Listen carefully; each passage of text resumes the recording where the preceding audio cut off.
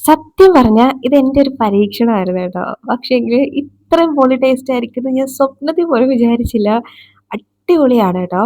അപ്പൊ ഇണ്ടാക്കാൻ സിമ്പിളാണ്. ഒരു മിക്സിയുടെ ജാറിലോട്ട് ഒരു 1/4 കപ്പോളം കടലമാവും, പിന്നെ കുറച്ച് നിലക്കടലയും കൂടെ ചേർത്ത് കൊടുക്കണം. ഇനി ഒരു 2 ടീസ്പൂൺ കാശ്മീരി ചില്ലി ചേർക്കുന്നുണ്ട്. 1 ടീസ്പൂൺ മല്ലിപ്പൊടി ഉണ്ടല്ലോ അതും, ഒരു 1/2 ടീസ്പൂണൊക്കെ നമ്മുടെ മഞ്ഞൾപ്പൊടിയും കൂടെ ചേർത്ത് നല്ലപോലെ ഒന്ന് അരച്ചെടുക്കണം. നല്ലപോലെ പൊടിയാക്കണം. ഇതുപോലെ പൊടിയായി വരുമ്പോഴേക്കും മാറ്റി വെക്കാം.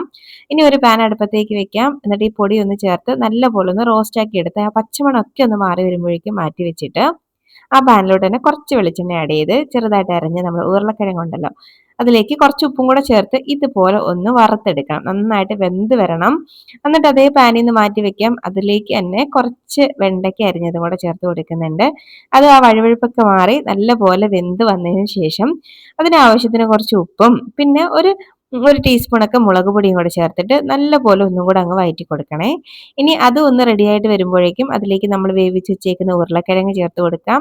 വീണ്ടും എല്ലാം കൂടെ ഒന്ന് മിക്സ് ആക്കി യോജിപ്പിച്ചിട്ട് നമ്മളിവിടെ നേരത്തെ തയ്യാറാക്കി വെച്ചേക്കുന്ന പൊടി ഉണ്ടല്ലോ അതും കൂടെ ചേർത്ത് ഒന്നും കൂടെ നല്ലപോലെ മിക്സ് ആക്കണം. ആ എണ്ണയൊക്കെ ഒന്ന് തെളിഞ്ഞ് വരുന്ന ആ ഒരു സ്റ്റേജ് വരെ നന്നായിട്ട് മിക്സ് ആക്കി എടുത്തു കഴിഞ്ഞാൽ നല്ല അടിപൊളി ഒരു ഫ്രൈ ആണ് കേട്ടോ. ഒരു രക്ഷയില്ലാത്ത ടേസ്റ്റ് ആണ്. അപ്പൊ എന്തായാലും ട്രൈ ആക്കി നോക്കണേ. എന്നിട്ട് നിങ്ങളുടെ അഭിപ്രായം മറക്കാതെ ഷെയർ ചെയ്യും വേണം കേട്ടോ. അപ്പൊ ബൈ ബൈ.